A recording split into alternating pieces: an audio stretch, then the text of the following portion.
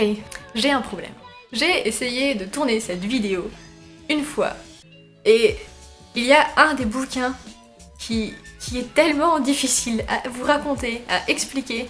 L'histoire est impossible, vraiment j'ai besoin d'une vidéo complète pour expliquer comment ça fonctionne, et j'ai peur de vous perdre un peu. Donc je vais devoir simplifier cette vidéo. Aujourd'hui je vous parle de 4 livres fantasy et fantastique. Je vais vous présenter 3 livres fantasy et un seul fantastique que je ne savais pas où mettre, mais que j'avais très envie de vous présenter, du coup je l'ai un peu incorporé parmi les fantasy, alors que c'était pas prévu au départ. Mais comme j'avais envie de vous en parler, et du coup je vais commencer en vous présentant le livre qui me donne du mal, c'est-à-dire Arcane, le tome 1, La Désolation de Pierre Bordage, qui est son tout nouveau livre, et qui est dense. Vraiment très dense, mais dans le bon sens du terme. Alors c'est là que j'ai bugué, c'est que j'ai essayé de raconter l'histoire, mais ça partait dans tous les sens, j'ai parlé pendant 10 minutes, pour raconter quelque chose qui n'était pas très intéressant. Je vais essayer de faire mieux cette fois-ci en improvisation totale. On est donc dans la cité d'Arcane, qui est une cité hiérarchiquement verticale. Ah, ouais, trop marre. Il y a 7 familles régnantes qui sont toutes représentées par un animal, et la famille du drac est assassinée par la famille de l'aigle. Donc l'équilibre est rompu, et la désolation va s'abattre sur Arcane. Voilà, ça c'est l'histoire. Ça c'est l'histoire en 2 mots. Mais c'est beaucoup plus compliqué que ça. Parce qu'en fait, dans la famille du drac, il y a une jeune fille qui a survécu, notre protagoniste principale. Même si on a 3 protagonistes principaux qu'on suit avec 3 points de vue différents. C'est très simple.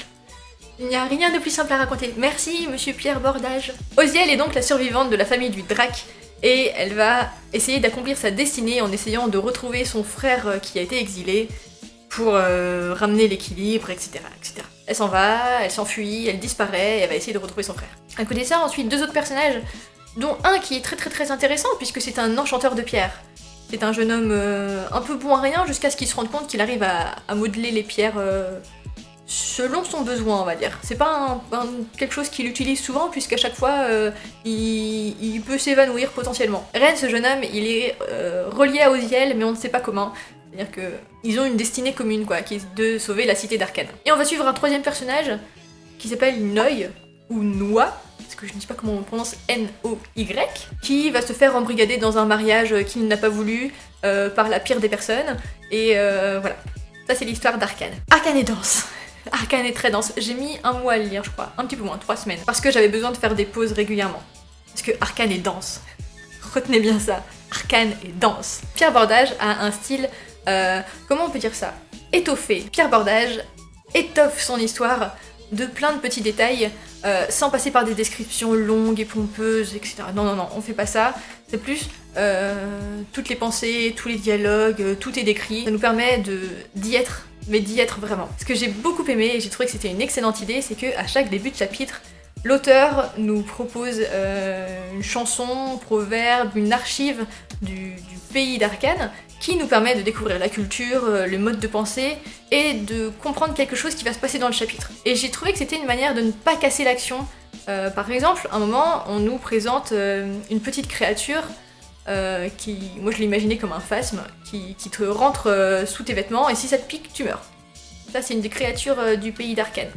Donc c'est un peu dangereux tout de même. Dans ce début de chapitre, on nous présentait ces petites créatures, comme quoi elles étaient mortelles, comme quoi elles étaient très dangereuses, elles pouvaient se faufiler partout, ce qui permet aussi à l'auteur de ne pas casser l'action ou le rythme du chapitre dans lequel on est à chaque fois, et devoir tout nous réexpliquer, prendre le temps d'une page et demie, qu'on comprenne tout. Non, là comme ça, avec le début du chapitre, on a déjà tout. J'ai vraiment du mal avec ce bouquin. C'est très difficile. J'ai aimé aussi grincer des dents dans ce bouquin parce qu'il y a des personnages détestables. Les 3 qu'on suit, on a envie qu'ils réussissent ce qu'ils sont en train d'entreprendre, mais ils ont des bâtons dans les roues à chaque instant. Il y a aussi des personnages secondaires qui sont bien développés, que j'ai beaucoup aimé. Je pense que le seul point négatif que j'ai trouvé à ce bouquin, c'est sa fin. Le bouquin ne se suffit pas lui-même, il y aura forcément une suite, et il nous faut la suite pour savoir ce qui va se passer. Il n'y a même pas une fin finalement, on s'arrête en plein milieu de quelque chose. C'est même pas un cliffhanger, c'est juste l'histoire se poursuit, et donc nos 3 personnages vont essayer d'arriver à leur fin. Et c'est comme si on avait coupé un tome 1 en 2 et qu'on avait voulu en faire 2 tomes en fait. Je ne sais pas si c'est très clair ce que je dis, et j'ai trouvé ça un peu dommage, parce que je suis beaucoup restée sur ma faim. Le 2e bouquin dont j'ai envie de vous parler, j'en ai déjà parlé une fois, mais je vais recommencer, c'est Aeternia de Gabriel Katz, que j'ai lu il y a maintenant plusieurs mois, et dont je ne vous avais pas encore parlé. Pourquoi? Gabriel Katz, c'est, on va dire, mon tonton spirituel, c'est... n'importe quoi. C'est un auteur que j'adore, il fait partie de mon top des auteurs, qui comporte Gabriel Casse et Olivier Perru pour l'instant, que des auteurs de fantasy. Quelle surprise! Je suis fan de Gabriel Katz, son style d'écriture est génial. Je ne sais pas ce qui lui passe par l'esprit, mais il arrive à faire quelque chose d'à la fois simple et complexe, avec une idée toute bateau. Dans Le Puits des Mémoires, qui est une de mes trilogies préférées, il racontait l'histoire de 3 personnages qui se réveillaient dans des cercueils et qui avaient perdu la mémoire. Voilà, ça c'était le pitch du premier tome, et du deuxième. Et un peu du troisième. Dans Aeternia, donc le tome 1, La Marche du Prophète, on va suivre l'histoire de Letmarek, qui est un ancien gladiateur à la retraite maintenant, il a fait tous ses combats, il est toujours victorieux, c'est une légende, il est génial, et il a envie de profiter de sa retraite. Et au même moment, en fait, il y a sa femme qui lui confie ses 2 fils pour les éduquer, les emmener à la capitale et faire d'eux des bons hommes. Letmarek déménage donc dans la capitale avec ses 2 enfants et quelques-uns de ses servants, je crois. Il me semble qu'il a gardé 2 personnes qui travaillent pour lui. Ce petit côté justicier et gros guerrier lui fait sauver une femme qui se fait agresser. Ça va lui porter la poisse puisqu'en fait un des agresseurs fait partie d'un groupe extrémiste de la religion du livre, qui sont des personnes qui prêchent la grande déesse. Et la jeune femme qui se faisait agresser, elle fait partie, on va dire, d'une secte itinérante qui recueille des fidèles dans les villes dans lesquelles elle passe et qui grandit de plus en plus. Et en fait, les extrémistes vont s'en prendre à la famille de Letmarek et tout le monde va mourir sauf lui. Et il va passer en mode vengeance, mais vengeance violente, c'est-à-dire qu'il va vouloir tous les buter, tous les retrouver, et le meilleur moyen pour y arriver, c'est de retrouver la jeune femme, de la suivre, et de faire partie de sa secte en tant que protecteur, dans le but de retrouver les extrémistes, et de tous les buter un par un. Voilà, parce que le monde il est gentil.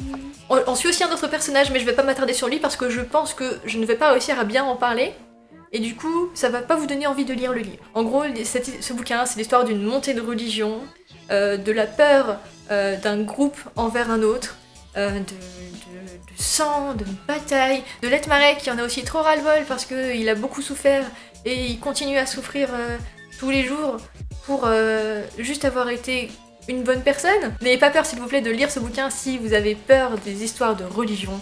C'est magnifiquement bien écrit, c'est passionnant et je suis sûre que ça va vous plaire. Voyez ça comme de la bonne fantaisie quoi, c'est excellent. J'étais sceptique, j'étais pas rassurée, j'étais pas sûre que j'allais aimer ce bouquin à cause de la religion, parce que moi la religion c'est pas mon truc. En général ça m'attire pas du tout dans les bouquins, mais c'était juste génial. Je veux le tome 2, je vais attendre qu'il sorte sur Momox parce que ces bouquins là je les achète d'occasion, sauf dans les salons du livre. Lisez aussi Le Puits des Mémoires, c'est...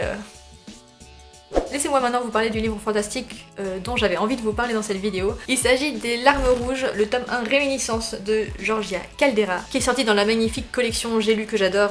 Je bénis des dieux chaque jour. Merci J'ai lu d'avoir fait une si belle édition. Donc c'est un petit pavé, c'est une histoire de vampire, et je dois le signaler parce que j'avais oublié de le dire. Pour moi c'est très rare de lire des histoires de vampires, puisque j'ai rompu complètement avec la bitlit et ce genre d'histoire il y a longtemps. Oh, il y a très longtemps. Tellement longtemps que je me rappelle plus quand. Que les histoires de vampires, ça m'a plu un moment, et puis maintenant plus du tout. Mais ce livre était dans ma wishlist depuis tellement longtemps qu'il fallait que je l'essaye. Mais quand je l'ai acheté, je savais plus non plus que c'était des histoires de vampires. Donc je me suis laissée tenter. On y suit l'histoire de Cornelia, qui au début du livre va tenter de se suicider en sautant d'un pont. Elle est très malheureuse et surtout elle entend des voix dans sa tête qui la poussent à sauter. Le début du livre fait un peu peur. Je me rappelle avoir dit à mon copain ouais je suis pas très rassurée là.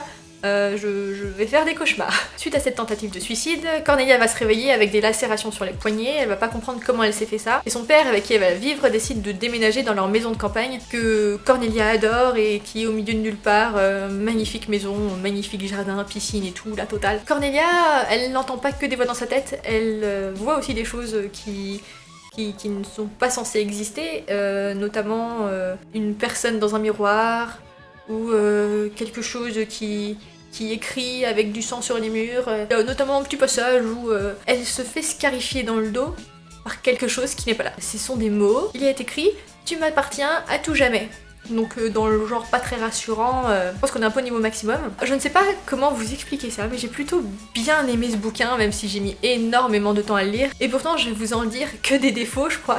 Le gros point noir de ce bouquin, c'est que c'est très répétitif. Il y a un schéma qui se répète tout le temps. Le titre du bouquin c'est Réminiscence. Donc en fait Cornelia va avoir des réminiscences et l'auteur a décidé de mettre une réminiscence, un moment de vie quotidienne, une réminiscence un moment de vie quotidienne, une réminiscence, un moment de vie quotidienne. Le problème principal, c'est qu'elle fait ça 8 fois de suite. Il y a 8 réminiscences et 8 moments de vie quotidienne qui se suivent. À la suite. Ça m'a un peu... Ouais, c'était un peu long quand même. Surtout que le bouquin fait 750 pages, que 400 pages doit être destinées aux réminiscences et aux moments de vie quotidienne, et qu'il se passe quelque chose vers la fin du bouquin. Si vous aimez les histoires de vampires et que vous voulez lire ce livre, soyez juste un peu patient, ça viendra. La fin est vraiment cool. La fin est cool et je veux lire la suite. Donc ouais, j'ai pas détesté ce bouquin. Et il y a aussi un autre truc qui m'avait choqué dans ce bouquin, c'est que Cornelia, donc notre héroïne, elle mange pas. À chaque fois qu'elle mange, elle est obligée de se dire dans sa tête: je me rappelais que je n'avais pas mangé depuis l'avant-veille au petit déjeuner et que j'aurais dû avoir faim. Cornelia mange une fois par jour. Moi, ça m'a choqué. Enlève-moi mon dîner et ma vie est terminée. Hein.